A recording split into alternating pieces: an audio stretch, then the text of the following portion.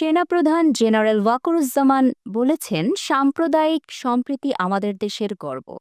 সকল সম্প্রদায়ের ব্যক্তিরা যেন নিজ নিজ ধর্মীয় উৎসব শান্তিপূর্ণভাবে উৎসাহ উদ্দীপনার সঙ্গে উদযাপন করতে পারে সে বিষয়ে অন্যান্য আইন শৃঙ্খলা রক্ষাকারী বাহিনীর পাশাপাশি সেনাবাহিনীর সদস্যরা দায়িত্ব পালন করছে।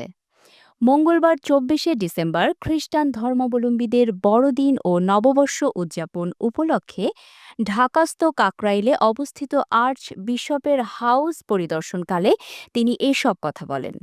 পরিদর্শনকালে সেনাপ্রধান খ্রিস্টান ধর্মাবলম্বী সকলকে শুভ বড়দিনের শুভেচ্ছা জানান।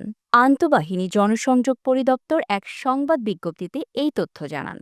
আইএসপিআর আরও জানায়, সেনাপ্রধান দৃঢ় আশাবাদ ব্যক্ত করেন যে অন্যান্য সকল সম্প্রদায়ের জনগণ খ্রিস্টান ধর্মাবলম্বীদের শুভ বড়দিন ও নববর্ষ উদযাপনে আন্তরিকতার সঙ্গে সহযোগিতা করবে এবং সকলেই শান্তিপূর্ণ সহ অবস্থানে থেকে কাঁধে কাঁধ মিলিয়ে সুখী, সমৃদ্ধশালী ও উন্নত দেশ গঠনে এগিয়ে আসবে।